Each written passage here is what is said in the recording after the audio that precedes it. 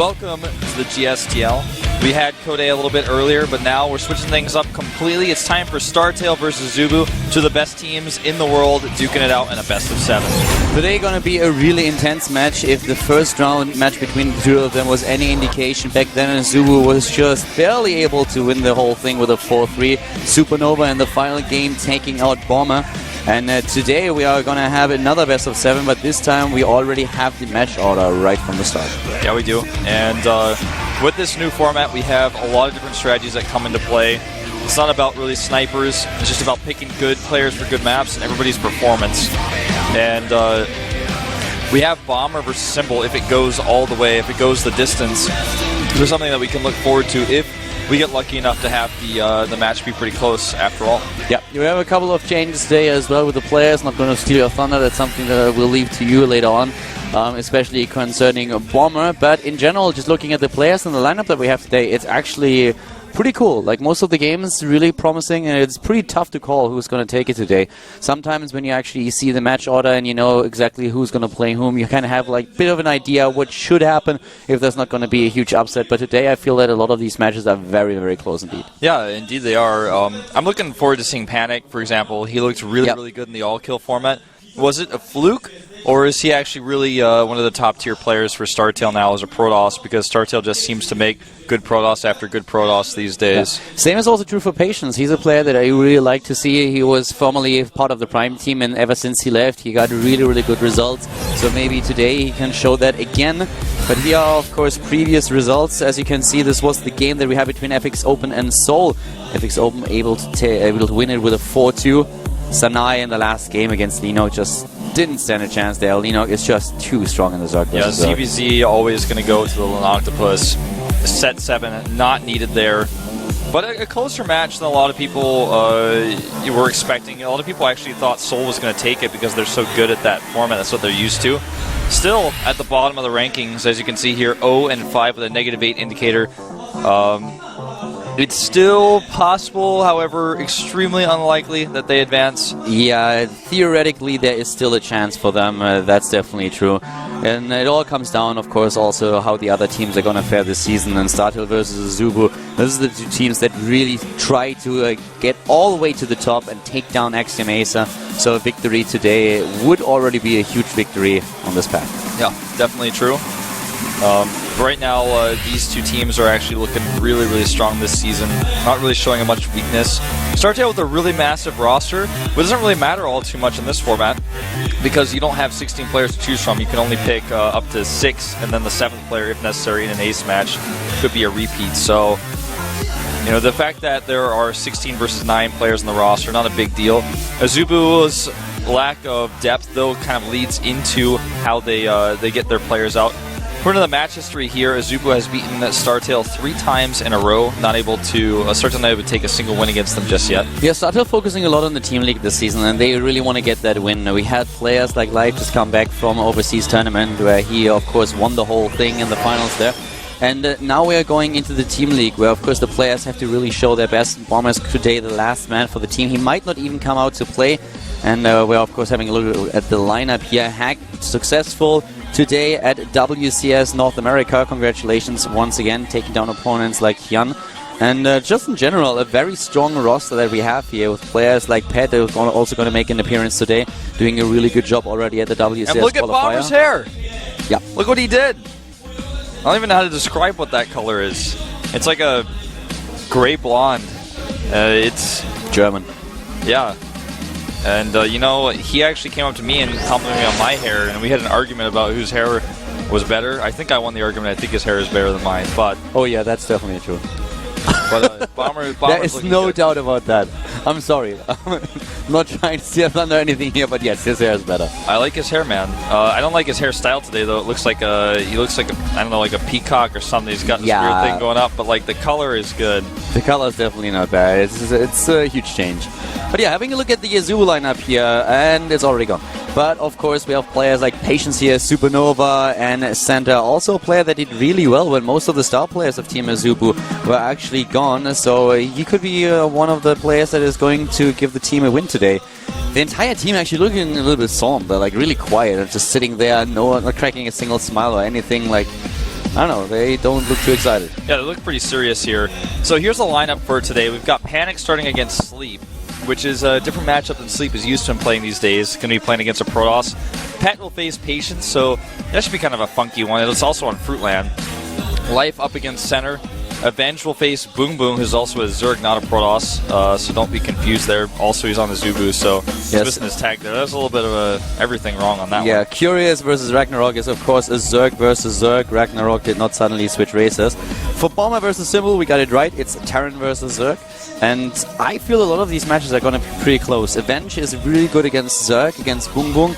I mean, we had Boom Boom going up against Trap, for example, and Trap is known to be a PvZ killer, but he took him out. So we could see a lot of surprises today. A lot of the matches are really close. Also, the second game between Patience and Pet, this is going to be a good one. Like, Pet is one of those players, if you have followed smaller tournaments in the past, then you will definitely have encountered him. But he didn't really have a breakout performance just yet. Look at these lineups. These players are so strong.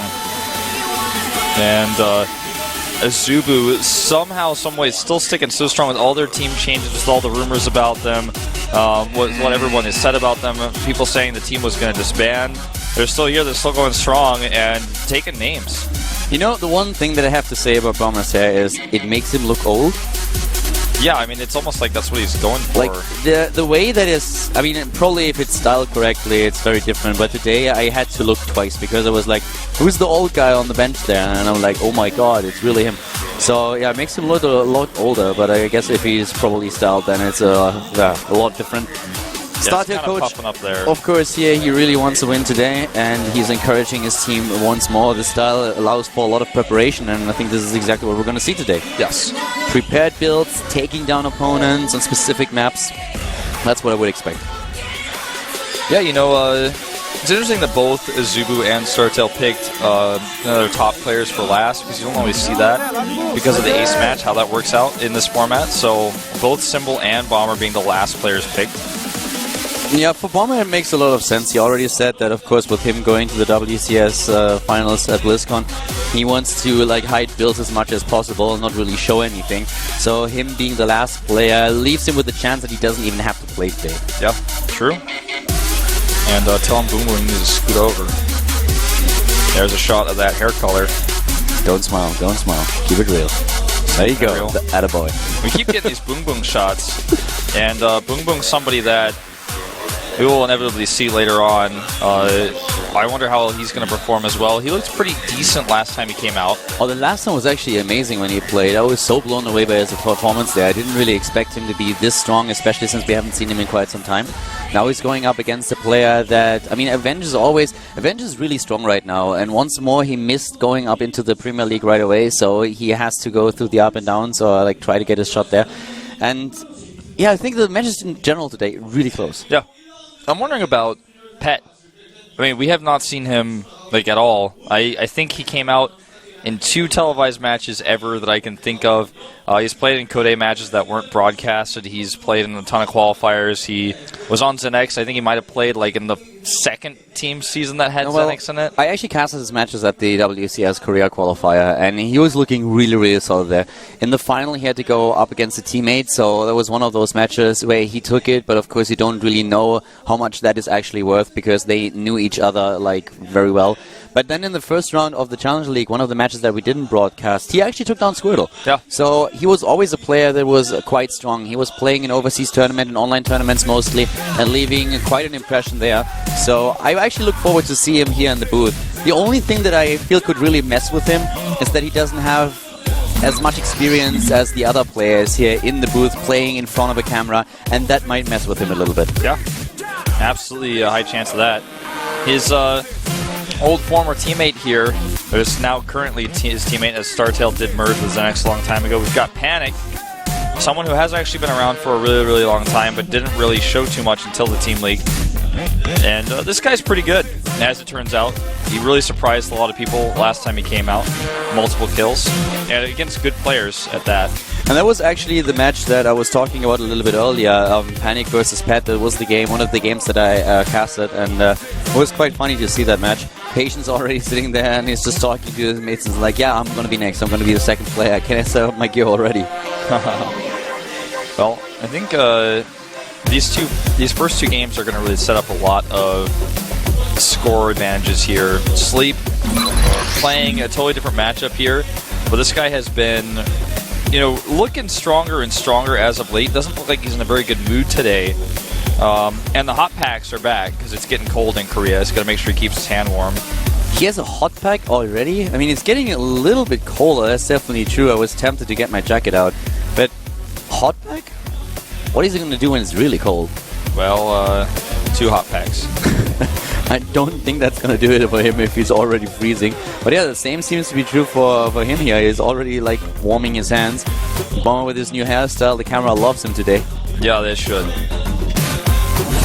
Well, Polar Knight is the first map. And this is the second match we have for round 2 here. Yeah, AZUBU going up against StarTale, and both of these teams, they are very close in the rankings currently and have a good shot at taking first place. Of course, it always depends on Axiom Ace's performance, but they still have a really good shot at winning this season, and they want to go all the way. Starting players today, as you can see, are Sleep and Panic, and both of them have a really good chance in this game. I feel Sleep probably with a lot more exposure these days and having very good runs in the individual league. Panic, on the other hand, has shown us really good performance in the team league, and I could see both of them win this game. Panic is actually getting like a hole in his nerves. Like, he's not as nervous as he was in the past. Yeah, definitely true. Still not as experienced as other players here, but he's doing quite well. Protoss players and StarTale in general seem to do really well. Yeah. And Polar Knight is going to be our first map. He's got a lot of maps to study of Sleep as well. Gonna jump into the game now right away here at the GSTL. Season 2, Colin Wolf. When I step to the fore, bringing you that fuel source fresh from the core. Right mind, flicking strong, you like iodine. The blueprint, these huge quotes that my mind designed.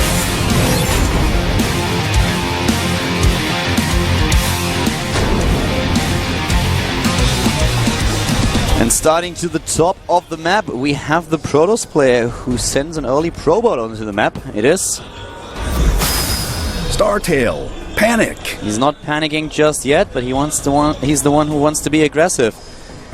He knew his opponent already for a few days, and he knew the map, so he's prepared a specific build. He's up against the AZUBU player to the bottom of the map, the Zerg in blue. AZUBU Sleep. And builds like this is when statistics are not really all that important. I'm gonna break it down to you anyways.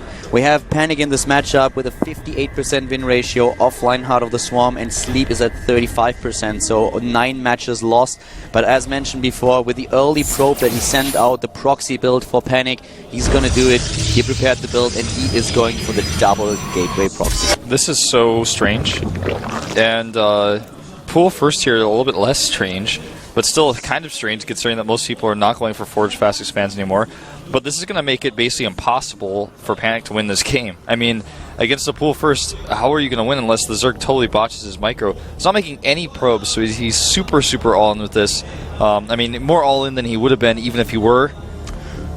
Well, the thing is, like, we will see the expansion, and I'm not sure if Panic is really, or if Sleep is going to commit to a lot of units right away. So if Panic plays this well, he can definitely pressure a lot here. The problem for Sleep is that he didn't send out any scouts at all, so the Overlord is going to need quite some time to find out what exactly is happening. He has no information, and that might lead himself into a scenario where he just can't get the Zerglings out in time that he needs. The Queen, on the other hand, is going to be an issue. Problematic here is that we do not have a core, and without a core, Zealots are the only units that he can really rely upon. Yeah, and once Spinecrawlers go up, this is going to be, it's going to be over. So he needs to target down as many drones as possible.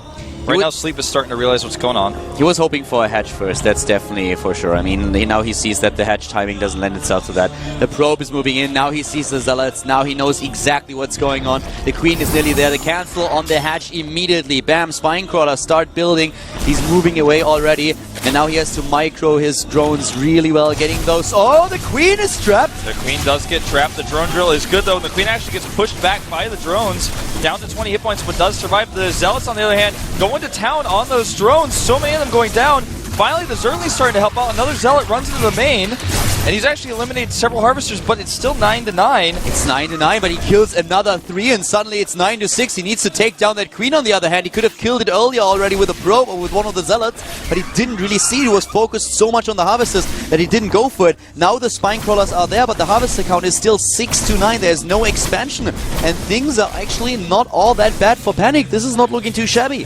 Yep, he's trying to actually deal with the Zealots pushing at his Spine Crawler. The Spine that, or rather the Spawning Pool, the Spine Crawler will defend that. Uh-oh, he actually trapped 2 drones?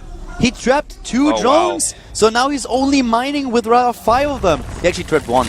Yeah, but still, that counts. Still, that was annoying, yeah, for sure. And he's going to want to make a core back at home and get a gas up.